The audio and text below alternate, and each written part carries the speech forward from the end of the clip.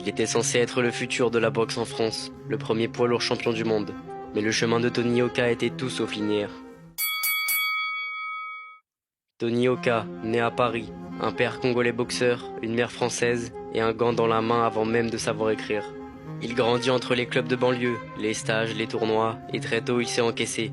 Pas seulement les coups mais les attentes. À 16 ans, il intègre le BA des Mureaux, l'un des meilleurs clubs formateurs du pays. En 2016, il devient champion olympique à Rio, première médaille d'or pour un poids lourd français. Et là, tout change. Plus d'éclairage, plus de contrats, plus droit à l'erreur. On annonce un avenir immense, une conquête mondiale, mais le passage chez les pros ne se passe pas comme prévu. Suspension pour des manquements au suivi antidopage, blessures, défaites, TACAM, Bacolé, mairie. Et soudain, le doute s'installe, chez les fans, chez les médias, et peut-être chez lui aussi. Mais Oka n'est pas qu'un espoir, c'est un mental, un homme qui encaisse, puis serre les dents, et continue d'avancer.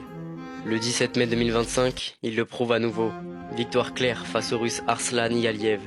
Une performance solide, un pas de plus, loin des lumières, mais droit vers ce qu'il a toujours voulu être, le boxeur que la France attend. Il n'a plus le feu des projecteurs, mais il a toujours la rage des débuts. Et ça vaut plus que n'importe quelle ceinture. Tony Oka, ce n'est peut-être pas le champion qu'on avait prévu, mais c'est peut-être celui qui se relèvera, quand tout le monde aura déjà quitté la salle.